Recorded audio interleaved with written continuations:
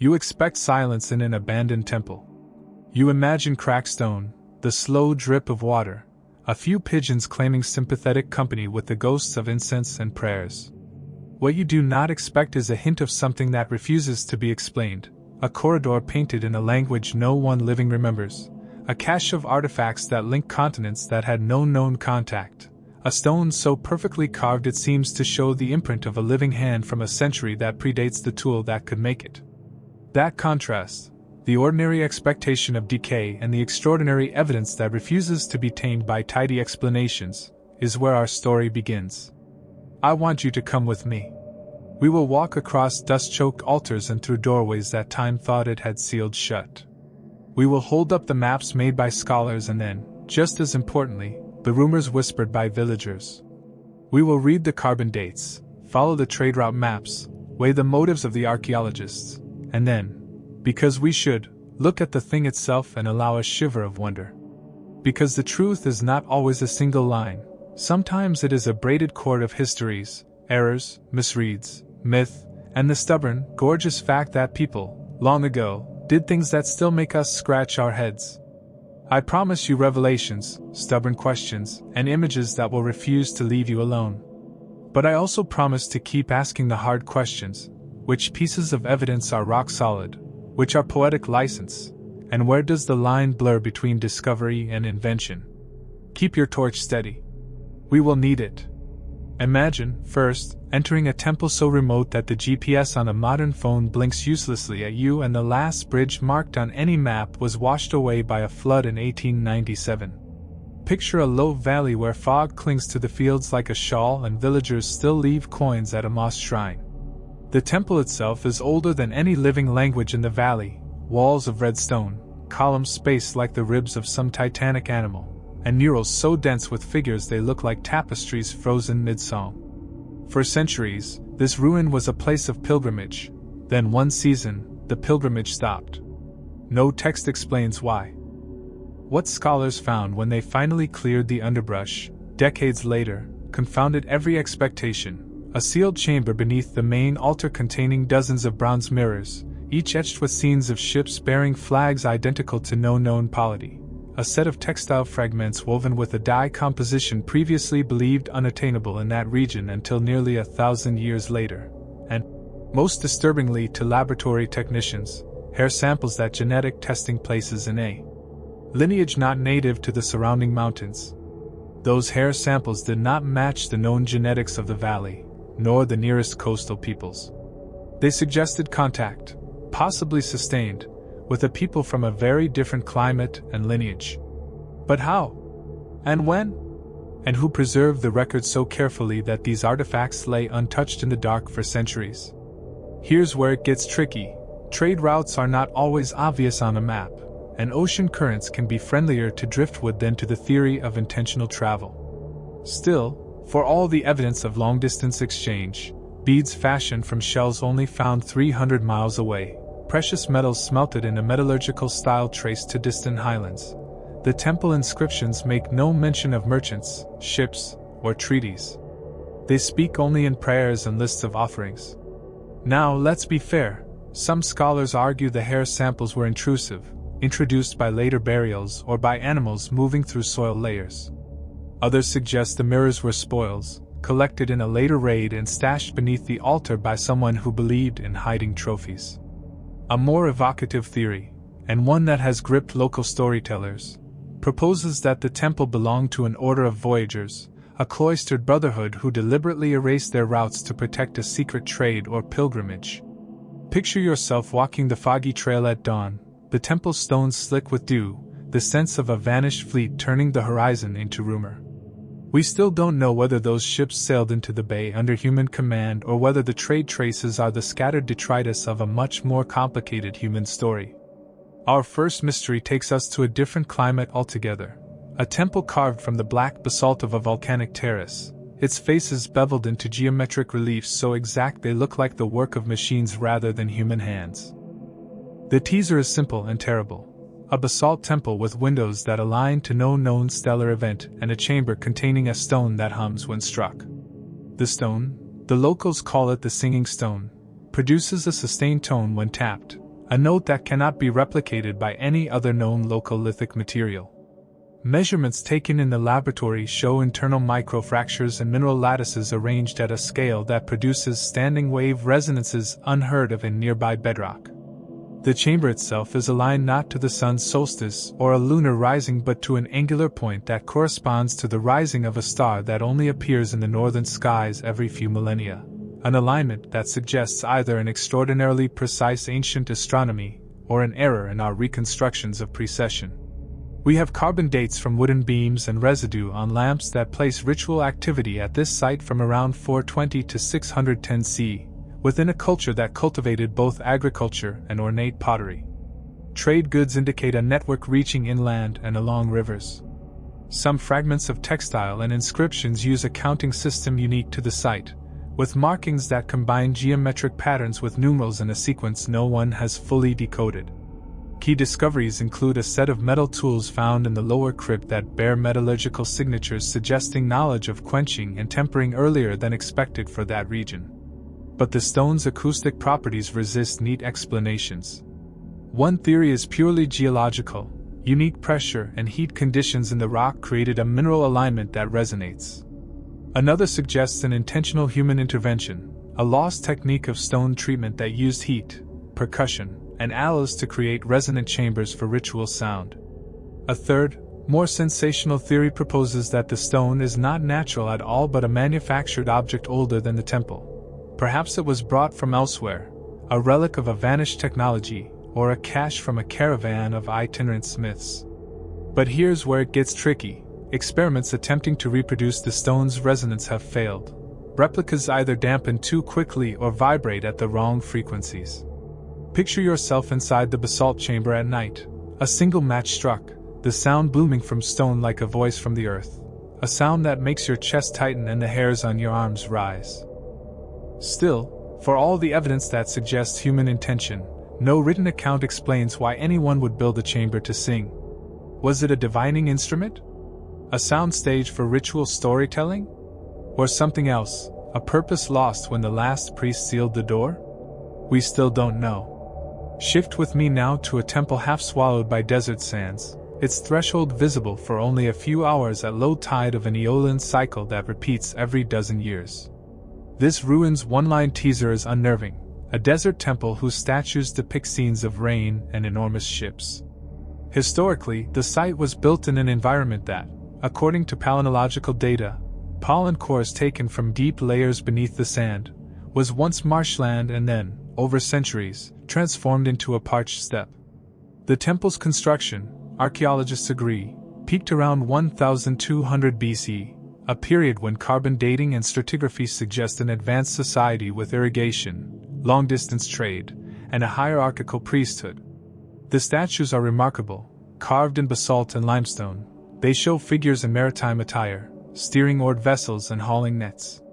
On one relief, a procession of animals, some identifiable, some stylized into forms suggesting composite beasts, marches toward a stylized sea that no longer exists within 100 miles. Among the key discoveries were ceramic shards with residues of seaweed and diatoms, an isotopic analysis of human remains indicating a diet heavy in marine proteins. These finds would be normal for a coastal culture, except this temple stands far inland. Theories proliferate. One suggests a dramatic environmental shift. The sea once lapped at the temple steps, and changing tectonics, or a climate pulse pushed coastlines back many miles. Another posits migration. Coastal peoples may have established inland sanctuaries during periods of flooding or social upheaval. A more controversial theory argues for ancient seafaring that achieved far greater inland penetration than previously accepted, perhaps via rivers and connected lagoons now long vanished. Now, let's be fair, sediment cores can mislead if disturbed, and isotopic baselines sometimes shift with local geology. Yet the consistency across multiple lines of evidence, pollen, isotopes, marine microfossils, suggests water, and a lot of it, was once central to life at the site. Picture yourself standing on the temple's reclaimed quay, the cracked statues staring like sentinels, imagining a harbor where only sand now moves with the light. Still, for all the evidence, No contemporaneous record tells us why the sea left, or who decided to carve ships into stone and then abandon them to dust. We still don't know. Far from deserts and basalt-singing stones, there is a temple whose floors are paved in an intricate mosaic that maps a coastline not found on any modern chart. One-sentence teaser: a mosaic map of a lost coastline that seems to include islands erased by history. The mosaic's tesserae are cut from materials whose provenance traces to at least 5 different regions, spanning mountains to islands hundreds of miles apart. Radiometric dating of mortar places the work around 300 to 450 CE, and its scale, a 12-meter floor incorporating over 3 million tesserae arranged in cartographic detail, argues for a civic or religious commission of extraordinary means. The map includes place names in a script that borrows from at least 2 known alphabets, and a third that appears purely decorative. Among the key discoveries at the site were small amphorae sealed with resin and filled with a powdered substance that, when analyzed, matched botanical remains from a species of tree now known only in distant archipelagos. Trading records from nearby settlements mention exchanges of blue seed resin and sea glass, commodities that could tie the mosaic's makers to far-flung trade. Competing theories include the practical: the mosaic is a ceremonial map made to assert claims over maritime routes, a political statement designed to intimidate rivals by visually controlling the sea on an altar. Another theory imagines it as a religious cosmogram, meant not to depict geography but to encode a sacred story of origin and apocalypse. Still another, dramatic theory, favored by those who see human boldness in every ruin, suggests the map documents a real coastline lost to a cataclysm, an island chain swallowed by a tsunami or sea level rise, a memory preserved in mosaic when texts failed. But here's where it gets tricky. Coastal geomorphology is a patient witness. Sediment drifts, tectonics creep, and rising waters bury evidence slowly. Mosaic maps can conflate allegory with cartography. Picture yourself kneeling at the edge of the mosaic, fingers trailing across centuries of dust, trying to imagine the horizon as it once might have been. Still, for all the precision and seeming intent, the map refuses to tell us whether it is memory, claim, or prophecy. We still don't know. In a temple located where mountains meet jungle, archaeologists discovered an ossuary not of bones as you would expect, but of tools and objects intentionally fractured and placed as if in a grave. The one-sentence teaser: an ossuary of broken tools, a civilization that buried its implements like people. Carbon dates from charcoal in the burial pits place ritual activity between 150 and 350 CE.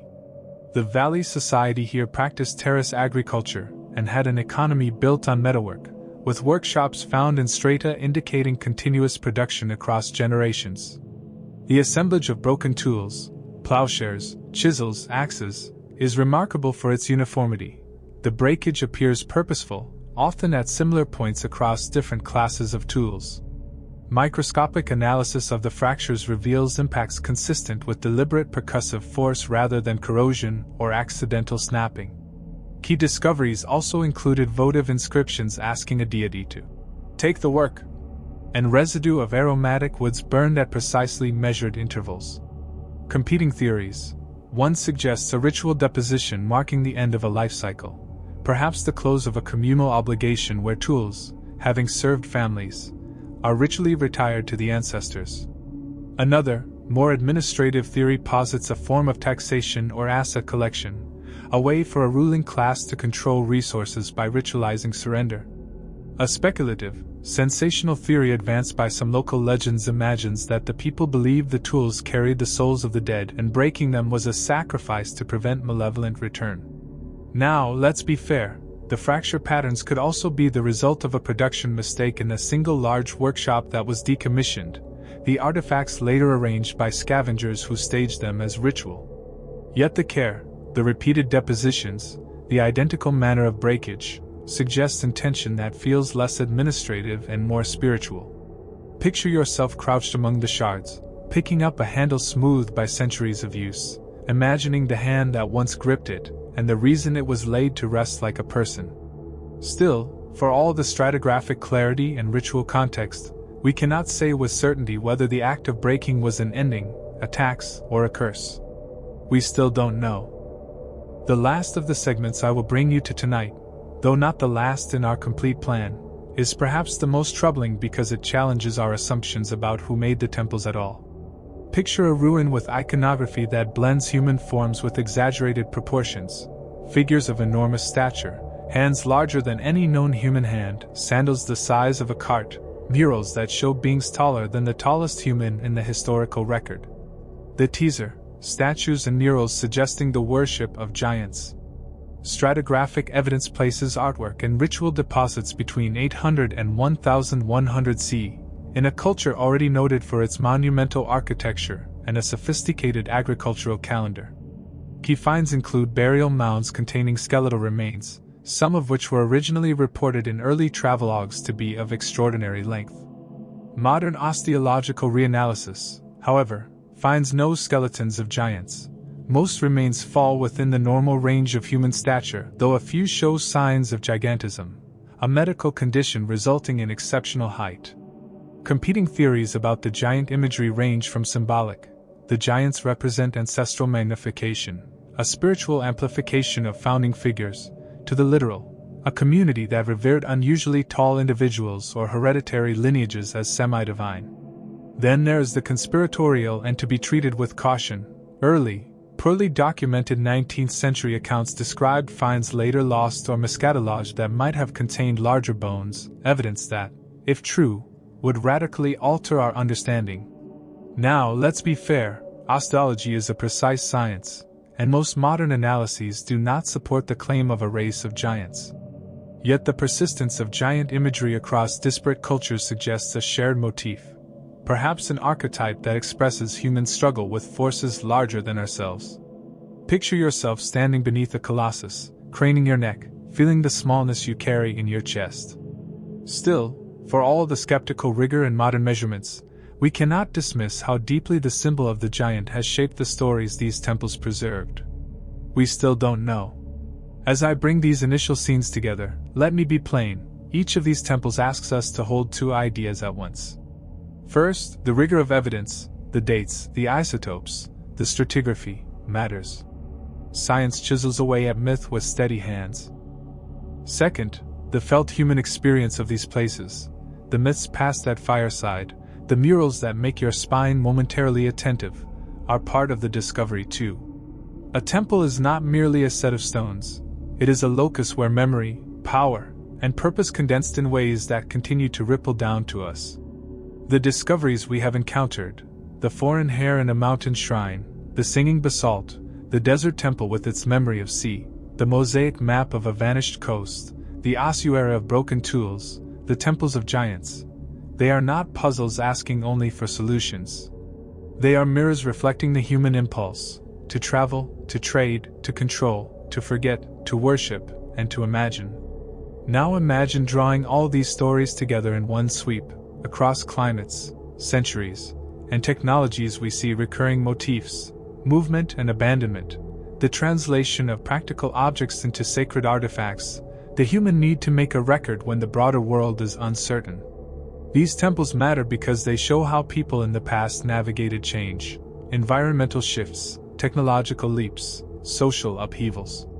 They negotiated identity, who they were versus who washed up on their shores, and they made choices about what to keep and what to bury.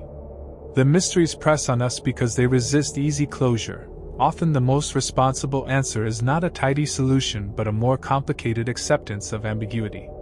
When a temple song cannot be reproduced, does that lower the site's value? Of course not. When a map refuses to tell us if it was cartography or prophecy, we are not left with failure but with an invitation to imagine new histories. So let this be our emotional payoff. Every ruin insists on complicating the story we tell ourselves about human progress. Abandoned temples are not failures. They are archives of the particular and the messy. They tell us that human beings have always been brilliantly inventive, and sometimes spectacularly unlucky. They show us the reach of imagination, the way people built memory into stone, into sound, and into maps so that even centuries later we can find their questions and, if we are lucky, their courage. Keep digging, some secrets still lie just beneath your feet. We keep walking, Because one pass through a ruined threshold is never enough. The stones insist on repetition, and the more you circle them, the more they yield their contradictions. Return with me to that mountain temple with the foreign hair and the sealed altar, and let us peer again at the evidence with a slower, more methodical eye. The mirrors, remember, were etched with flags and ship motifs unlike anything recorded in the region. Under magnification, their iconography combines abstract swirls and what might be script. Conservationists found traces of an organic varnish on the mirror's reverse sides that preserved microscopic pollen grains and, most startling of all, tiny fragments of woven fiber. The fibers weave pattern matched textile fragments from a coastal site some 300 miles away, but chemical analysis of the dye matched minerals only found in much colder climates, a perplexing geographic triangulation. But here's where it gets tricky: contamination is a ruthless skeptic. Soil moves, insects carry fibers, later burials muddy original contexts. Still, there are cross-checks that push us away from an accidental intrusion. The sealed chamber was the most tightly sealed context at the whole site. The mortar had been sampled and dated. The seals show no record of having been breached in the period after the chamber's closure.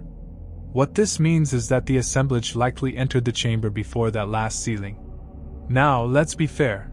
Dating techniques have margins of error, and while carbon dates and varnish chemistry are powerful tools, they can be misread if the sample is too small or if lab protocols differ. And yet, aligning the hair's mitochondrial markers against regional databases returned a signal best matched to populations from a coastal corridor far from the valley's mountains. Some archaeologists argue for a slow, incremental model, that over centuries small groups of travelers moved inland, marrying into valley lineages, and the chamber's contents accumulated through generations of deliberate offerings. Others point to a more dramatic scenario. The temple belonged to a network of ritual specialists who purposefully collected exotic objects as symbols of their cosmopolitan reach, trading with itinerant seafarers or participating in pilgrimage circuits that connected coasts to highlands. Picture yourself, then, kneeling before the mirrors with their coated flags, feeling the chill the varnish preserves and trying to imagine night winds bringing stories of seas to people who tilled mountain terraces. We still don't know. From there, I want you to stand once again beneath the basalt eaves of the singing chamber and listen closely.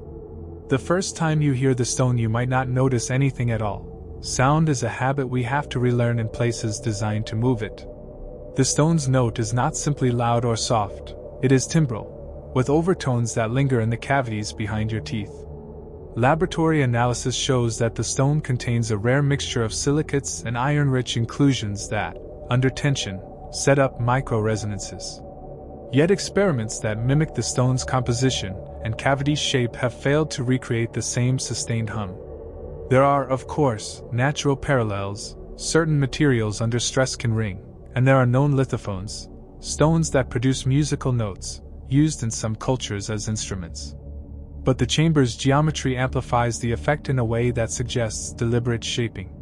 The carved angles in the chamber are too precise to be accidental, and they align with a series of niches that once held copper bowls. Residue in those bowls contained traces of aromatic sap and powdered metals, a combination that could have been used to alter acoustic damping.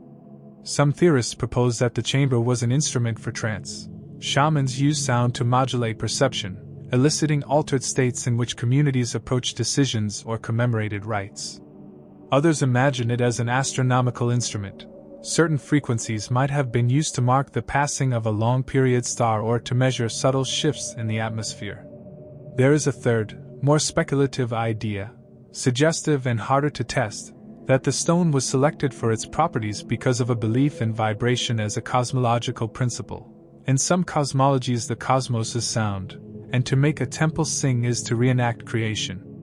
Now, let's be fair, extraordinary claims require extraordinary evidence, and none of the hypotheses fully accounts for why this material combination appears here and not elsewhere, or why the chamber's orientation differs from other ritual architectures in the region.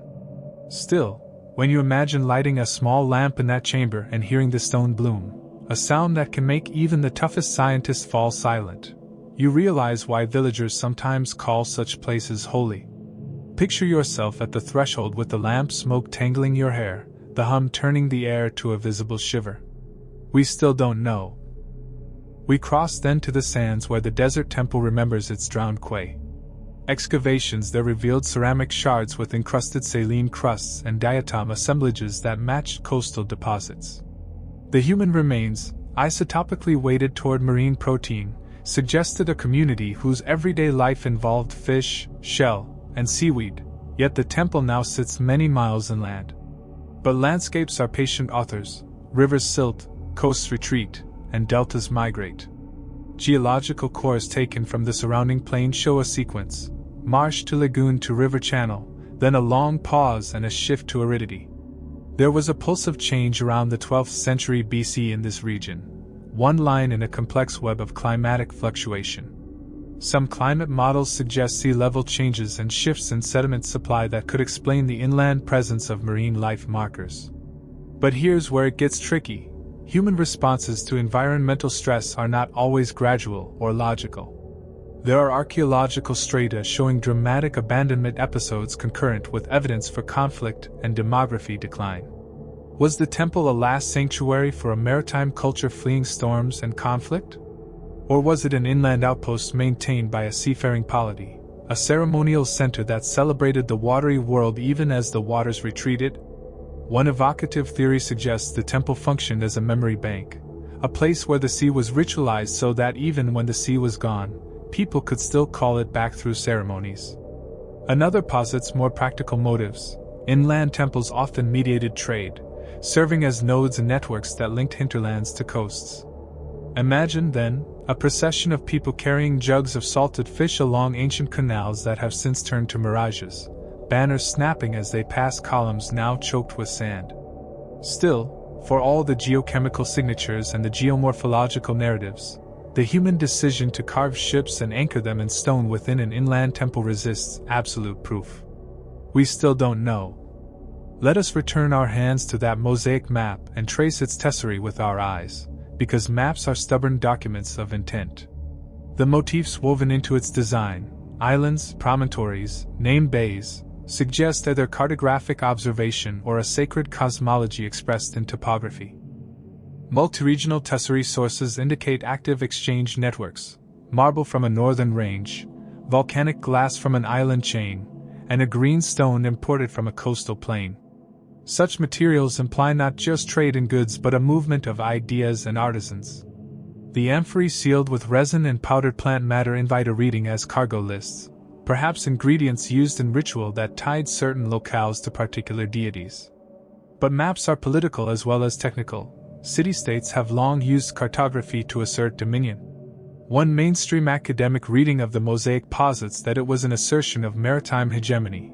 The temple's elites commissioned a map to stake a symbolic claim over sea lanes and islands that rival polities coveted.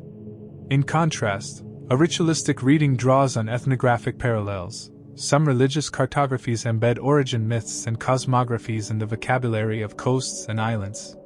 There is also the more unsettling possibility that the map records a coastline that geological forces erased, islands sunk by earthquake, or inundated by tsunamis so catastrophic they became cultural memory encoded into sacred floors. But here's where it gets tricky. Verifying a lost coastline requires more than a floor of tiles.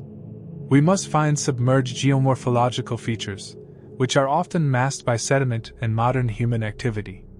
Still, taking the mosaic seriously as an index of memory gives us a powerful image.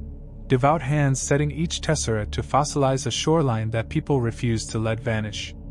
Picture yourself kneeling at the mosaic's edge, hearing the faint abrasion of dust as you slide a fingertip across a painted name, and trying to pronounce a toponym no chart has preserved. We still don't know. In the valley with the broken tools, the ritual context grows richer the more objects we catalog.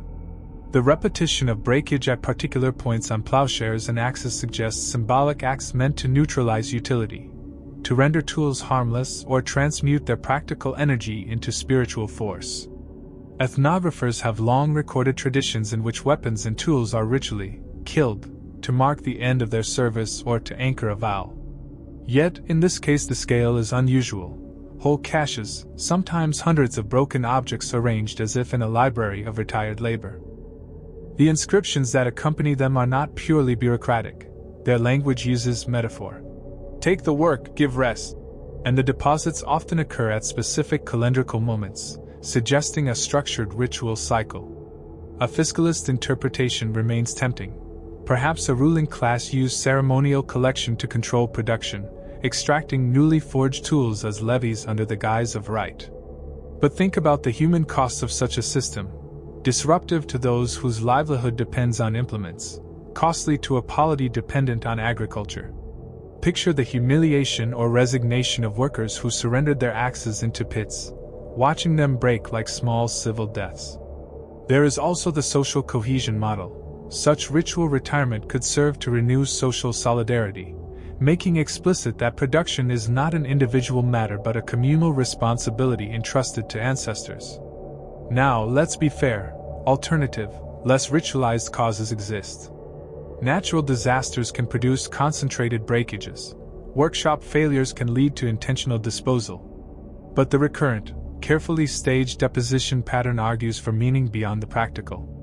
Imagine picking up a splintered handle whose grain still smells faintly of the aromatic wood offered in the rituals, and imagining the owner's hand, calloused, steady, releasing it with a sound that meant more than fatigue. We still don't know. And what of the giants? The iconography confounds any quick dismissal. We must separate the layers. First, the images, murals, reliefs, and colossal pedestals that give us a clear sense of what the community chose to memorialize. The figures are often stylized, their proportions exaggerated in ways that serve a narrative rather than an anatomical record.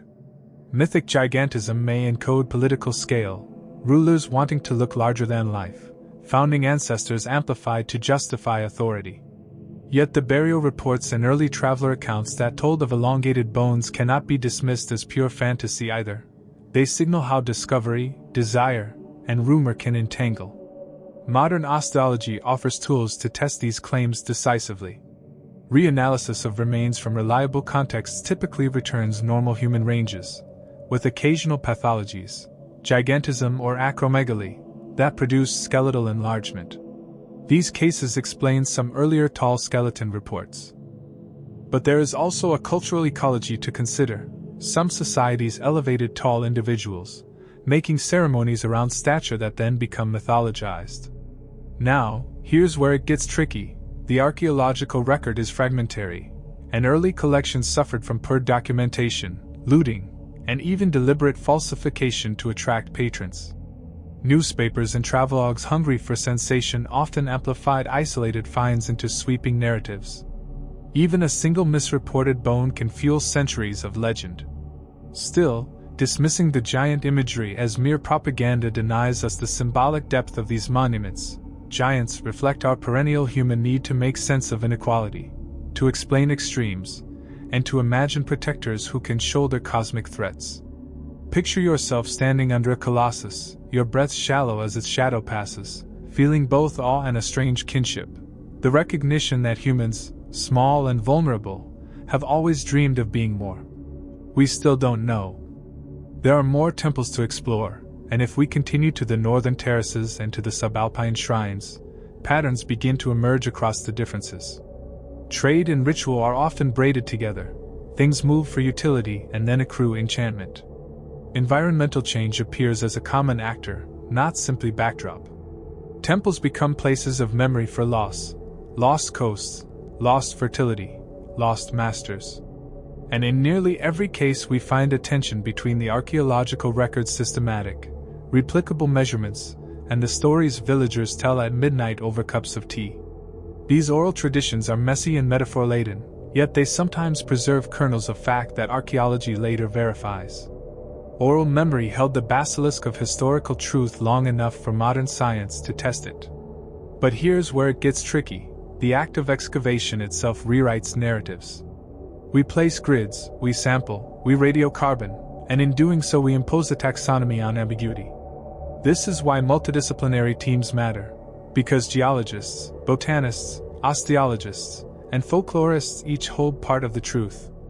Now, let us imagine not only a single temple but an archipelago of shrines connected invisibly, a network of sound chambers, memorial ossuaries, coastal mosaics, and giant carved pedestals. Imagine trade routes not only carrying amber and salt but ideas, acoustic knowledge, ritual choreographies, cartographic ways of seeing. Picture a traveling artisan, carrying tesserae and a pattern in her head, walking for weeks, arriving at a temple to set the floor and add her coastline to a map that will outlast her life. The human habit of making permanency out of contingency, turning temporary relationships into stone, is perhaps the most powerful through line in these stories. We need to accept an uncomfortable humility. Archaeology is often an exercise in educated listening. You listen to the stones and to the living, and you triangulate plausible narratives. But sometimes plausible is all we will ever have. Sometimes the best-fitting theory still leaves holes the size of doors. And yet, there is an ethical logic to continuing this work. These temples were not built for modern headlines. They were built to hold memory, to anchor social life, to perform power, and to create wonder. Our job as contemporary witnesses is to hold their ambiguity without reducing it to either romantic myth or reductive explanation. We should be brave enough to say, often, "We still don't know," and to mean it as an invitation rather than as a resignation. If you stand now under a vault where incense smoke would once have braided with the dawn, or on a mosaic floor where names of uncharted islands are frozen in tile, ask not simply what they tell us about the past but what they ask of us in the present. They ask us to be curious and careful, to listen to the evidence even when it favors no comfortable narrative, to respect the ways in which human communities encode their fears and hopes into objects, and to remember that the ache of unresolved questions is precisely what draws us to these stones. Keep digging, some secrets still lie just beneath your feet. We press on, boots sinking into the loam above the terrace that cradles the next temple, and as we climb we begin to see why this place stopped being a sanctuary and became a question. The temple perches at the lip of a river gorge, its foundations laid with a precision that suggests survey knowledge rather than mere improvisation. The main stairway descends 32 steps carved from bedrock in uniform risers of 17 centimeters each, a rhythm that insists on a practiced hand. The teaser is deceptively simple: a riverside temple with a sunken archive, a vaulted chamber filled, not with scrolls, but with glass vessels that contain ingredients no one can name. The context dates the primary construction to around 900 to 700 BC, in the era of the late barbaric polities, a grouping of valley chiefdoms known from pottery typologies and a smattering of inscriptions we still have trouble reading. Trade networks reached upriver to mountain passes and downriver to the delta. Isotopic signatures from faunal remains show a mix of freshwater and marine proteins, suggesting active exchange between ecosystems. The glass vessels, when handled by conservators with gloved hands, rattle softly.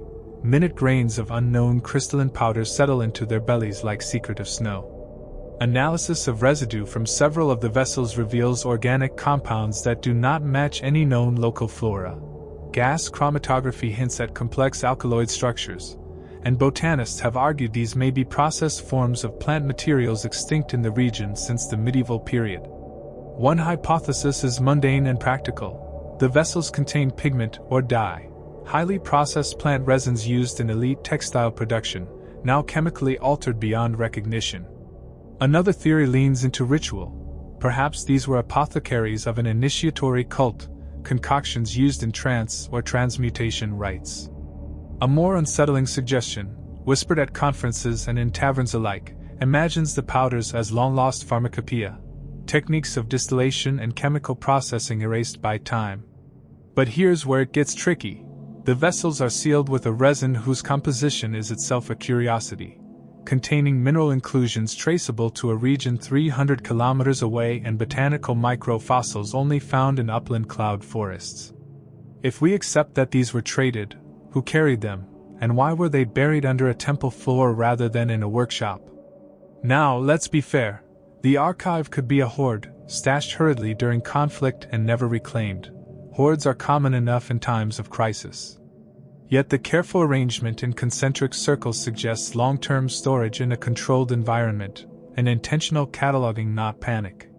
Picture yourself with a lamp, the glass tingling under heat, the powder inside seeming to rearrange itself into tiny dunes as if reluctant to reveal its origin. We still don't know. Walk a little further and the river opens into a marsh. Reeds whisper like voices along the water's edge. Here, a temple half submerged for centuries holds a fresco whose pigments refuse to fade. One sentence tease, a marsh temple whose frescoes depict a calendar of cometary events. The wall painting, measured across a 50-meter nave, includes repeated motifs of elongated stars crossed by arcing tails. Radiocarbon dates from organic binders place phases of repainting between the late 1st millennium BC and the early 1st millennium CE. Astronomers who have studied the motifs wonder whether they encode observations of specific comets or meteor showers, and if the artists intentionally recorded celestial warnings, perhaps a sequence of events that shaped ritual calendars. Key discoveries include a set of wooden rods found in a side crypt, each rod notched at intervals corresponding to 37 days, and residues of powdered hematite mixed with carbon in small satchels, suggesting pigments or perhaps ritual powders used in ceremonies timed to orbital events. Competing theories cluster around function. One reading reads the frescoes as mnemonic devices, visual aids used by ritual specialists to teach generations about celestial cycles that influenced planting and ritual observance.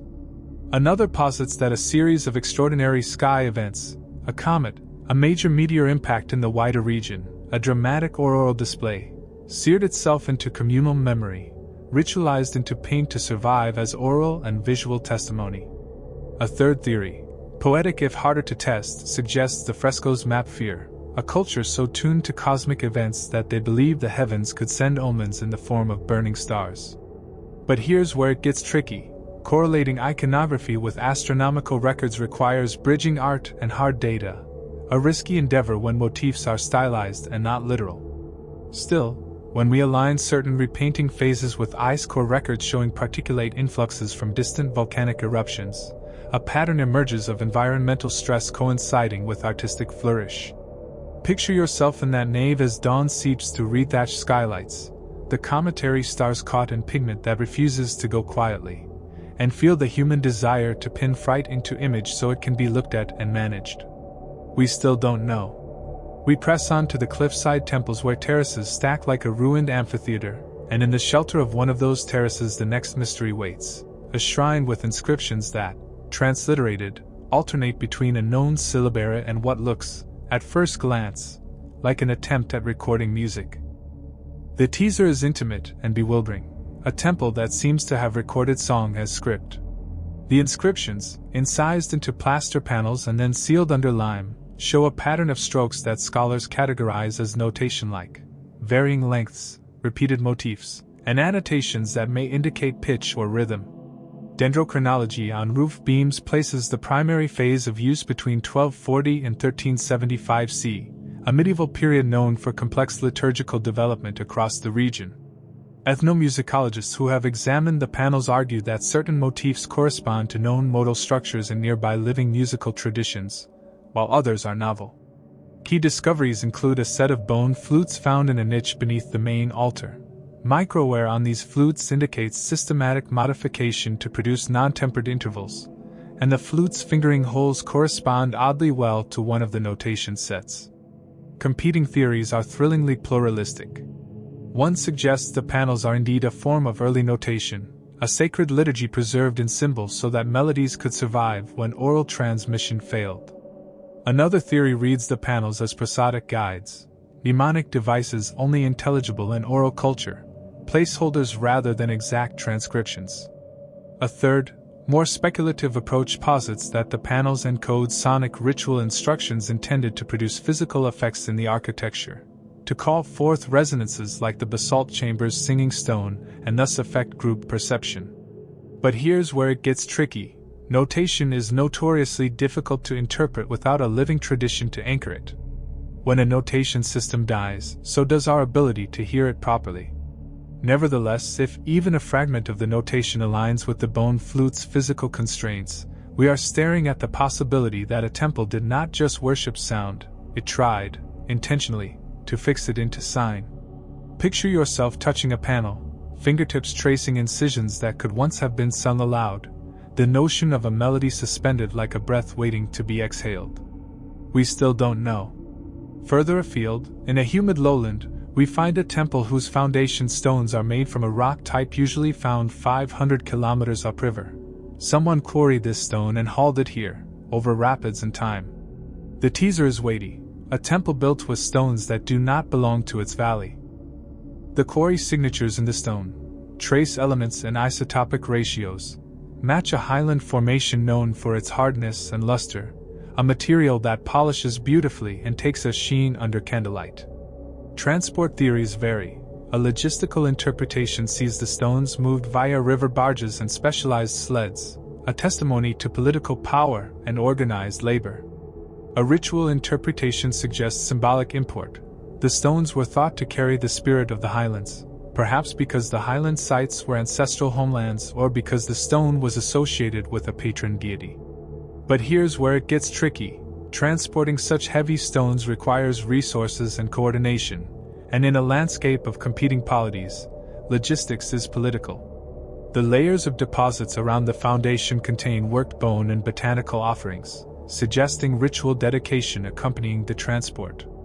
Key discoveries include a set of carved rollers and a sequence of temporary ramp foundations upstream that hint at a seasonally planned movement rather than a single haul. Competing theories continue to bend toward human drama. A victorious polity might have transported the stones as spoils or as a trophy to legitimize rule. Alternatively, a rite of refoundation in times of crisis might have prompted elites to re-architect their sacred center with stones from a preferred sacred landscape. Now, let's be fair. Local geologic variation and post-depositional movement can confuse provenance studies, but the isotopic matches are precise enough to merit the logistical models.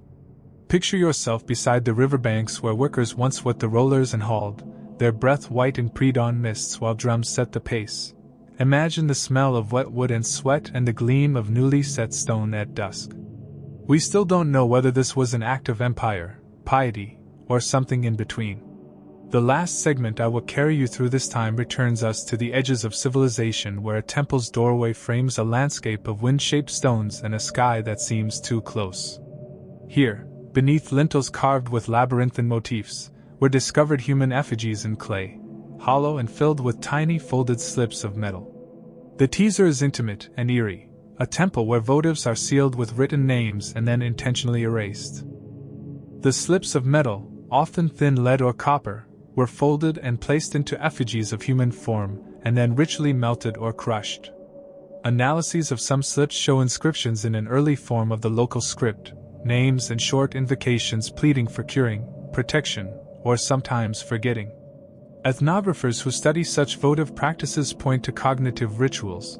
People externalize a problem, name it, and then attempt to efface it symbolically. One theory reads the crushed names as a procedure to forget, a form of social medicine to sever bonds with a traumatic past. Another sees an administrative layer, a registry of obligations dissolved before a new calendrical cycle. A darker reading suggests the temple doubled as a judicial archive, where names were placed into effigies and then ritually neutralized to absolve debts or pronounce communal judgments. Here's where it gets tricky. Some metal slips were found scorched, others intact, and the variance suggests a range of outcomes. Some names were ritually nullified, others preserved for later reckoning.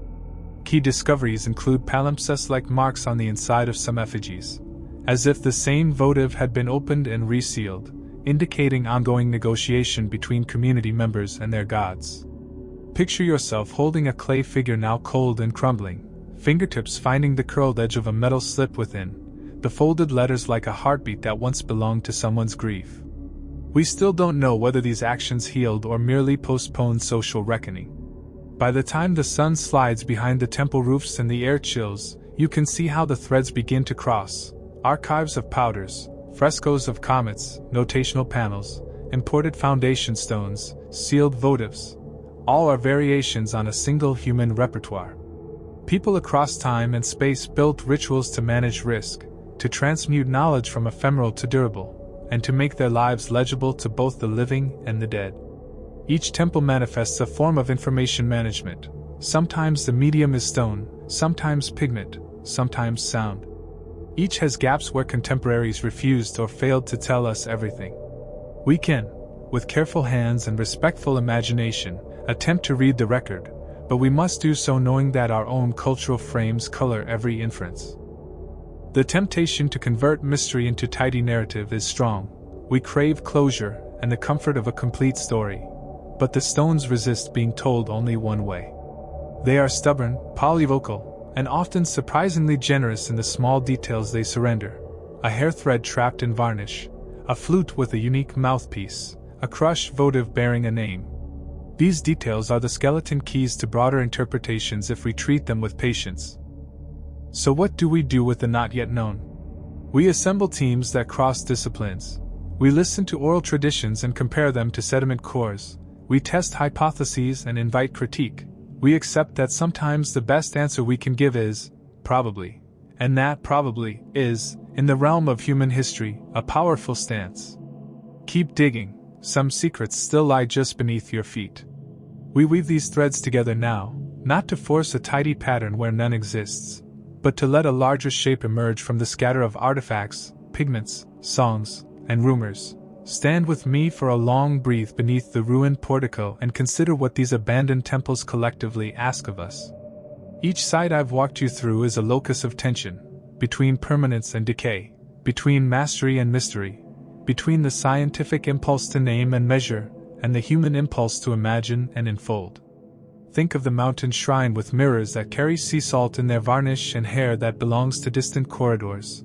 Think of the basalt chamber that sings, the desert temple that remembers a coast, the mosaic floor mapping an island chain no living chart can find, the ossuary of broken tools laid to rest like people, the colossi and murals that insist upon giants, the riverside glass archive of unknown powders, the cometary frescoes painted in a marsh temple, the panels that may notate song, the stones carried from the highlands and set into lowland foundations, the clay effigies that hold folded metal names. Each of these is a piece of a human habit, repeated and recombined across time and space. That habit is not only to make sacred things but to translate living uncertainty into durable forms, to press ephemeral human experience, fear, triumph, mourning, the desire to be remembered, into material that future hands can decipher or misread. What matters about these temples is not only the marvel of their unanticipated technologies or their improbable geographies. It is the kind of message they deliver across centuries. People like us tried to anchor themselves in an ever-changing world, and they used every means at their disposal to do it. You and I, standing at the threshold of interpretation, must resist two opposite dangers. The first is the siren song of explanation that promises closure, a single culprit for every mystery, a single narrative that reduces complexity into a comfortable moral. It is tempting, for instance, to say, these temples were all part of a single, lost civilization, or to insist that giants once walked the earth, because a handful of early, sensational reports hinted at larger bones. The second danger is romantic paralysis, the idea that ambiguity absolves us from any responsibility to test, to date, to compare, or to listen to the living communities who still whisper tales about these places. Both extremes impoverish our understanding. Instead, a balanced posture, skeptical, curious, and ethically engaged, yields richer knowledge. We must test hypotheses with the best tools available: isotopes, stratigraphy, residue analysis, radiocarbon dating, careful osteology, paleobotanical study, acoustic modeling, and comparative linguistics. At the same time, we must value oral traditions and local ritual knowledge not as quaint curiosities but as data that can guide fieldwork and open interpretive paths that the lab alone will not show us. These temples were not neutral artifacts. They were active technologies of social memory. When a community breaks a tool and buries it with incense, that is not only an act of disposal but a social statement about what labor, property, and obligation meant for that group. When artisans lay a mosaic map, they are doing more than making an image. They are asserting a view of the world, a set of claims about place and memory that may be political, religious, or existential. Our interpretive work must be as supple as the objects we study. There is a humility embedded in the work of reading ruins, and that humility should feel like an ethical compass rather than a defeat. Humility demands that when our instruments return probabilities, we communicate those probabilities clearly, refusing to confect certainty where none exists. It requires that we publish raw data as well as narratives so that independent teams might test, replicate, and correct. It asks that museums and field projects build relationships with local communities so that the living descendants of these sites have a voice in how their heritage is interpreted and conserved. It also asks something less procedural and more human: patience with wonder. Wonder is not an enemy of science, it is often the engine that propels inquiry. The scientist who hears the singing stone and writes down its harmonics is, in a very human way, pursued by the same astonishment that pushed the original artisans to shape that stone. This is not a fluke, it is a continuity of human curiosity across millennia. We should honor that continuity by both honoring the craft of measurement and preserving the capacity to be moved by the inexplicable. What do these mysteries tell us about ourselves? For one, they demonstrate the extraordinary permeability of human networks long before modern globalization. Dyes minerals traveling unexpected distances, tesserae and stones carried across rough terrain, songs and notation systems that vanish when their oral anchors are cut, and ritual recipes that degrade into enigmatic powders only to re-emerge under the patient scrutiny of chromatography. The past is not a sealed vault, it is a palimpsest written over and over as people migrate, trade, fight, and worship. Where technology seems advanced in one corner, the basalt chamber's acoustic shaping, a precise metallurgical signature, or a resilient glass formula, it may be a local zenith, an ingenious adaptation rather than a global missing link. We must ask, what pressures, ecological, social, political, produce technological leaps? Often it is necessity married to opportunity, riverine corridors that support both surplus and transport, environmental stress that compels innovation, ritual imperatives that fund specialists, and the age-old human appetite for prestige goods that makes long-distance exchange worthwhile. There is also an ethical dimension to how modernity approaches these temples. Abandonment has many faces, sometimes a protective retreat, sometimes a consequence of conquest, sometimes a demographic collapse in the face of famine or drought. Archaeology's task is complex because it sits at the intersection of scholarship and stewardship. When we excavate, we expose contexts that were once sealed, and with exposure comes the responsibility not only to record but to conserve and to involve. Too many early digs ended as spectacle, commodity, or pillage. Modern projects must be accountable to living communities, to the scientific method, and to the long-term preservation of the material. That means transparent permitting, careful conservation, long-term storage plans, and local capacity building so that communities can participate in the curation of their past. It also means resisting the market for sensationalism, for the easy headline about giants and lost races, and committing instead to careful, sober narrative that respects both data and wonder. And yet, even as we insist on discipline, we must not be shy about the poetry that rises from these stones. There is a human pulse in every broken plow, in every tiny folded slip of metal, in the grain of an old flute. When you hold such an artifact, you hold not only a thing but a life refracted, the hand that made it, the ritual that consecrated it, the one who feared a comet and painted it across a nave so that future generations might remember. These objects are conversations across time, and sometimes the conversation is blunt, a numeric date, an isotopic ratio, and sometimes it is a soft thread of feeling, the ache of a destroyed shoreline, the humiliation of surrendering a work tool, the awe before a carved colossus. Both types of evidence are valuable. The quantitative anchors our stories, the qualitative gives them meaning. The most compelling reason to keep studying these temples is not to win an argument about who rode which ship or whether a certain pigment was traded from a distant island. It is to listen as history speaks in its own voice, messy and multivocal. Every excavation, properly done, expands the set of questions we can ask. Each new method, ancient DNA sequencing, microstratigraphic analysis, acoustic modeling, digital epigraphy, gives us access to aspects of human life previously invisible. But methods are tools, not endpoints. The end is ethical knowledge, stories that honor the complexity of past lives and that inform how we live today. When a society ritualizes the retirement of tools, what does that say about labor, property, and community obligations? When a people paint comets across their temples, How did celestial anxiety shape planting calendars and survival strategies? When stone carries inscription from a far-off highland, what does that tell us about the politics of identity and legitimacy? Such questions are not academic indulgence. They are ways to understand the perennial human challenges we still face: environmental disruption, migration, technological change, and the management of collective memory. So what should you feel as you step back from these ruins and the stories they hold? Let it be a mixture of humility and resolve. Humility because time has taught us that our models can be wrong and that a single new find can revise a generation's consensus. Resolve because these sites are precious, finite, and at risk from looting, climate change, and neglect.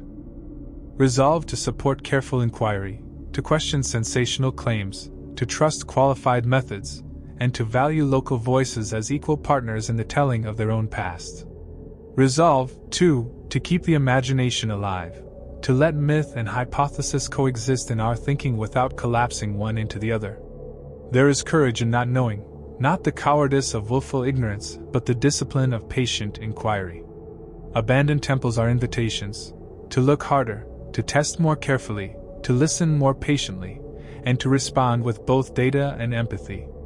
When you go to sleep tonight, take with you one image I cannot easily dislodge: the lamp in the singing chamber, its flame trembling as the stone answers with a note that seems older than language, the mosaic's name you cannot translate under your fingertip, the broken handle that still fits your palm like an echo, the clay effigy that held a folded prayer, the basalt column gleaming with wet lichen as a storm moves in, the empty quay where sea and sand trade places with memory. These images are not merely archaeological curiosities. They are the residue of human lives, awkward, brilliant, fragile, and unavoidably arcane. And when you find yourself wanting certainty, remember how often the past resists tidy closure and how often that resistance is not a failure but a moral demand to know better, to preserve more wisely, and to listen more generously. Keep digging, some secrets still lie just beneath your feet.